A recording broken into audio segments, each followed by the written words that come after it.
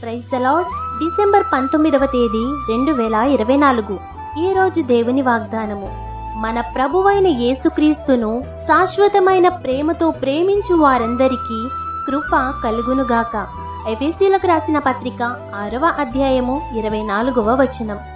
ప్రభువైన యేసుక్రీస్తును సొంత రక్షకునిగా అంగీకరించు. ప్రభువు ఒక్కడే, ఆయనే అందరినీ కలుగజేసినవాడు. ఆయన నువ్వు ఎంత పాపివైనా నీ కొరకు తన ప్రాణాన్నే అర్పించి శాశ్వతమైన ప్రేమతో నిన్ను ప్రేమిస్తున్నాడు. ఆయన కృప నీపై అన్ని వేళలా ఉంటుంది. కాబట్టి ఈ వాగ్దానం మీ జీవితంలో నెరవేరాలని కోరుకుంటూ దేవుని సువార్త పరిచర్యలో మీ సహోదరి.